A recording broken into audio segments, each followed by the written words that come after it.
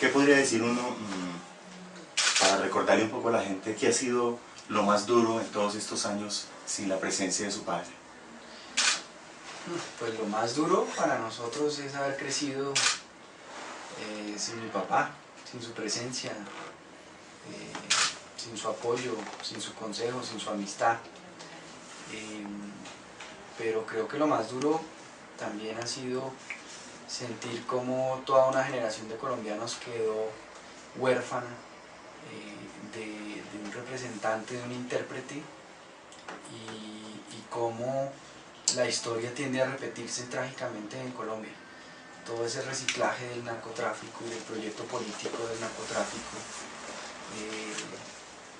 que afrontó Galán y que le costó la vida, y ver que se está repitiendo de nuevo es muy duro.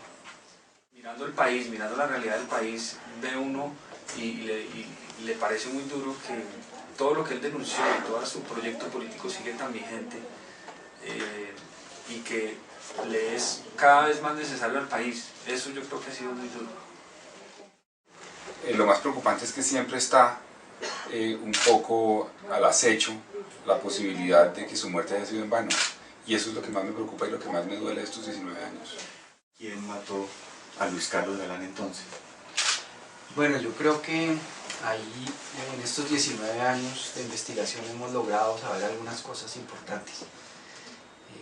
Primero, la autoría material estuvo en cabeza de paramilitares del Magdalena Medio, que fueron los mismos paramilitares que entrenó Jair Klein y otros mercenarios extranjeros, financiados por Rodríguez Gacha y por todo ese grupo criminal que exterminó a la Unión Patriótica. Los autores intelectuales, pues está obviamente el cartel de Medellín. Yo creo que al cartel de Cali también le interesaba la desaparición física de mi padre, más aún ante la inminencia de su llegada al poder. Y pues hay unos miembros de los organismos de seguridad del Estado que tuvieron una clara participación en la desviación de la investigación, en nexos con esos grupos narcotraficantes, y también en, por ejemplo, facilitarle la tarea a los autores materiales. El caso del teniente Flores, que le expidió carnets del B2 de inteligencia militar a los asesinos para que pasaran inadvertidos en Soacha, y que los escondió en su casa, en su apartamento, mientras pasaban los primeros operativos. Uno no puede aspirar a la verdad absoluta porque es casi imposible, pero creo que se puede dar pasos y progresar en ese objetivo. Fue toda una agrupación de intereses a los que no les convenía la llegada de mi papá a la presidencia. Simplemente para complementar, yo creo que ahí está representado un sector del país que fue cómplice con la mafia, fue cómplice con el crimen, que participó de él.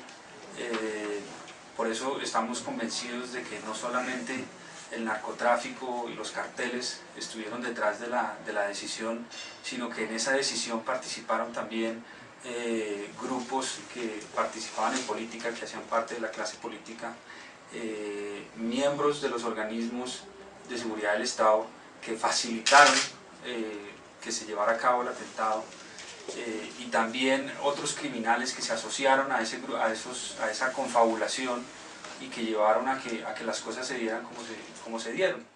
Mi papá decía que él entró en la política en un momento en que había una transición en Colombia, había un viejo país, que se negaba a que un nuevo país pudiera desarrollarse. Yo creo que son los representantes de ese viejo país los que participaron en su asesinato y representados por las figuras que ellos mencionaron. En el año 94 el fiscal de Grave, pocos días antes de salir de su cargo, dio una declaración en la cual decía que con la muerte de Pablo Escobar se esclarecía completamente el crimen de Luis Carlos Galán. A raíz de eso, mi mamá, obviamente liderando a la familia y a las personas que estaban interesadas en el caso, envió una carta al fiscal de Grave con una serie de interrogantes, diciéndole básicamente: si está esclarecido, contestemos por favor estos interrogantes. Sobre todo cómo había sido el atentado, cómo se había planeado, cuáles habían sido los móviles. Un año después, el vicefiscal Adolfo Salamanca, que asumió en este caso la investigación por parte de la Fiscalía, le contestó a mi mamá ese cuestionario que le había enviado ella al de Grave, y entre otras cosas decía básicamente que se encontraba en la investigación, que la investigación había sido desviada por parte de la DIJÍN y del DAS en los primeros años, y que eso había sido pues nefasto para esclarecer el crimen, porque los primeros años son fundamentales para poder recopilar las pruebas necesarias. Y además decía que los órganos encargados de la investigación habían favorecido una sola hipótesis, que era el cartel de Medellín y Pablo Escobar. Y a pesar de que había indicios en el expediente que apuntaban a que podía haber otros campos importantes en la investigación sobre otros actores que habían participado en la muerte, no se había hecho nada al respecto. Eso lo dijo el vicefiscal Salamanca, y desafortunadamente por muchos años eso quedó ahí. Pero el vicefiscal en ese momento dijo: se desvió la investigación y es necesario investigar por qué se hizo eso, por qué desviaron la investigación, con qué intención lo hicieron.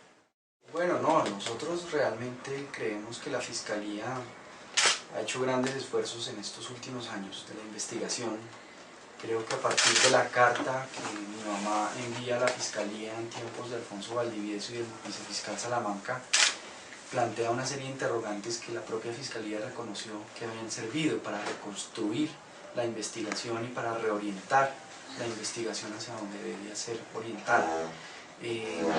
Obviamente pues el hecho de que varios criminales asociados al cartel de Medellín y que participaron de los hechos hayan rendido testimonios y hayan ampliado sus versiones, pues ha contribuido a que la Fiscalía tenga nuevos indicios, nuevas pistas de investigación que han terminado pues en lo que el país conoce, en la acusación al señor Santofimio como coautor intelectual del asesinato. Pero yo confío que la Fiscalía no desfallezca en estos últimos meses que quedan antes de que prescriba la acción penal, porque realmente estamos en una carrera contra el tiempo en este momento. Por la justicia, por la democracia, por la paz, siempre adelante, ni un paso atrás. En concepto de cada uno de ustedes, ¿en qué asunto no se ha ahondado en la investigación y debe ahondarse? Bueno, yo creo que en la responsabilidad de agentes del Estado en el crimen, tanto la seguridad de mi padre, tanto la noche de Soacha, la infiltración de la escolta la noche de Soacha, las garantías que el DAS a través del jefe de escolta le dio a mi papá de que el operativo de seguridad en Soacha era absolutamente confiable.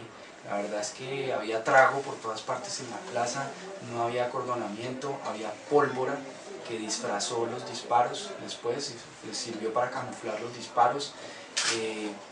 Había un desorden y una cosa prácticamente pues que se llevó a mi papá a un sacrificio